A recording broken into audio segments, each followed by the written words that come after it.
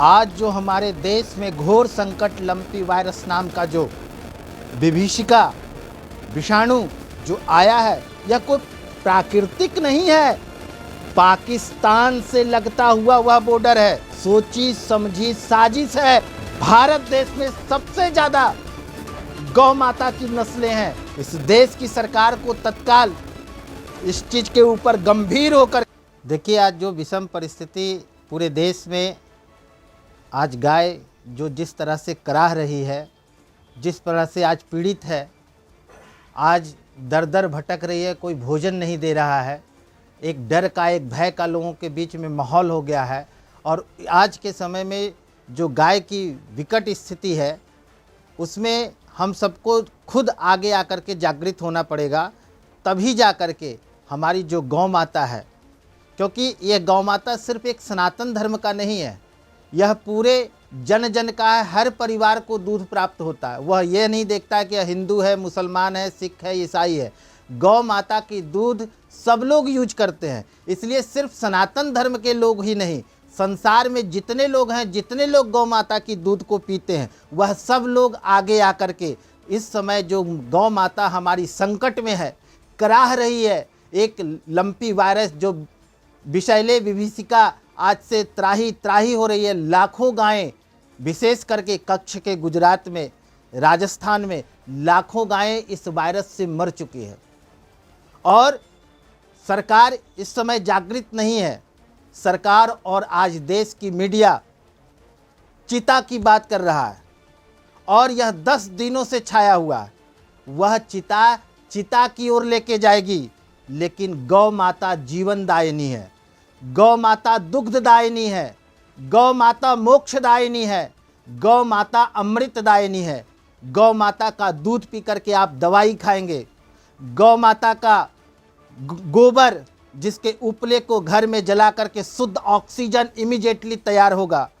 उसका गौमूत्र जो बड़े बड़े भयानक कैंसर जैसी बीमारी को ठीक कर सकता है। उतना भी नहीं तो अगर गौ माता के ऊपर मात्र आपकी बीपी अच्छी रहेगी, इतने गुणों की खान, आज गौ माता संकट में है। तो दूध तो सब लोग पिएंगे, लेकिन आज जो गौ माता संकट में है, इसके लिए हम लोग कब आगे बढ़ेंगे?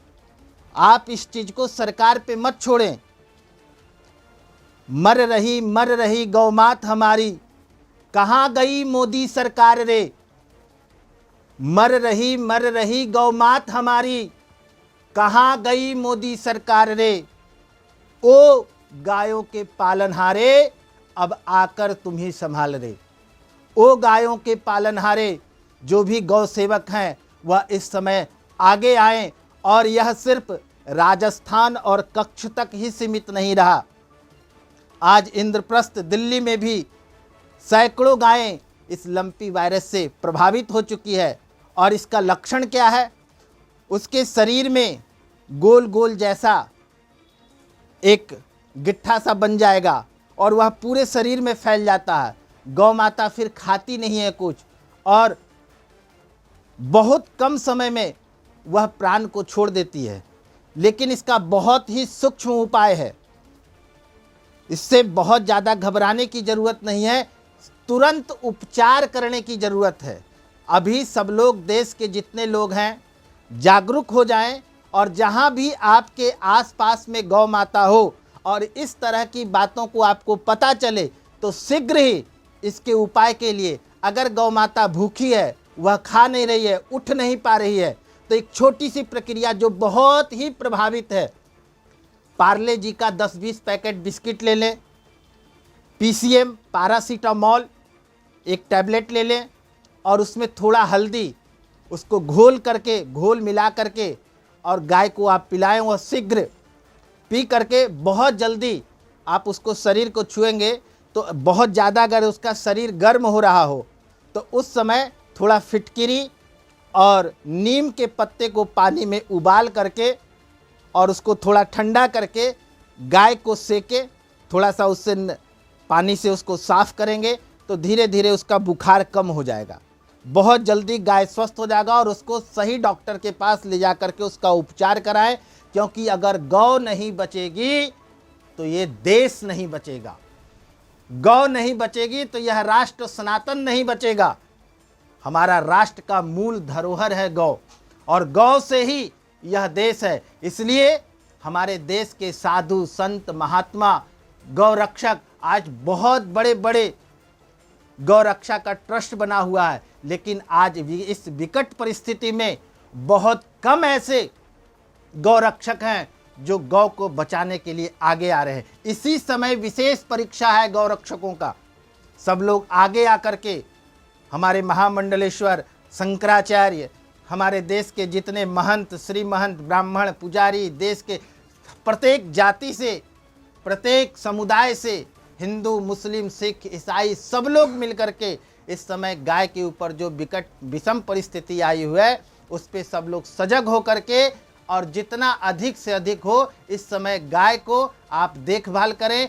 आगे आपके आने वाली पीढ़ियों तक यह गाय आपका, आपके परिवार का, आपके बच्चों का रक्षण करेगी, पोषण करेगी, और इसके दूध में जो पावर है वह संसार में किसी चीज़ में नहीं। इसलिए इसका रक्षा, इसकी सुरक्षा, और इस समय जो लंपी नाम की वायरस से जो संकट आई हुई है गाय के ऊपर, उससे हम सबको एकत्रित होकर के और आगे आकर के तन मन धन के साथ गौ माता के लिए, और अगर बहुत ज़्यादा गौ माता प्रभावित है इस वायरस से तो अपने घर के आगे इस समय घृणा न करें, क्योंकि गौ माता को इस समय आपकी ज़रूरत है। घृणा ना करके गौ माता के लिए घर के बाहर जल रख दें, उनके खाने के लिए हरी घास या भूसा रखें। आज जो हमारे देश में घोर संकट लंपी वायरस नाम का जो विभीषिका विषाणु जो आया है, यह कोई प्राकृतिक नहीं है।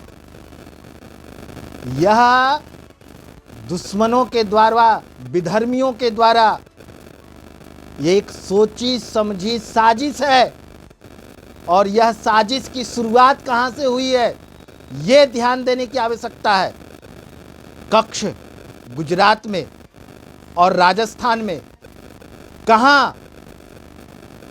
पाकिस्तान से लगता हुआ वह बॉर्डर है, वहीं पे हमारी गौ माता यह विषैले विभीषिका से ग्रसित क्यों हुई, यह सबसे बड़ा प्रश्न है।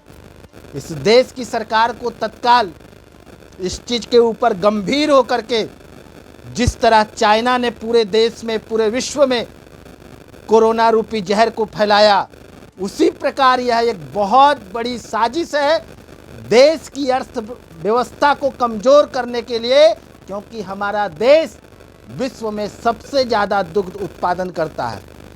भारत देश में सबसे ज़्यादा गौ माता की नस्लें हैं, और एक अद्भुत प्रकार की नस्लें हैं। उसको नष्ट करने के लिए विधर्मियों के द्वारा यह साजिश है। इसलिए शीघ्रातिशीघ्र हिंदू समाज, सनातन धर्मावलंबी और सभी लोग जो भी गौ माता का दूध पीते हैं वह आगे आकर के यह जो विषैले विभीषिका से आज जो गौ माता ग्रस्त हो रही है, इसकी जांच हो कि कहां से यह वायरस आई है, तभी जाकर के हम सब जो है वह गौ माता को आगे बचा पाएंगे। क्योंकि गौ माता अगर बचेगी तभी देश बचेगा, राष्ट्र बचेगा और सनातन धर्म बचेगा।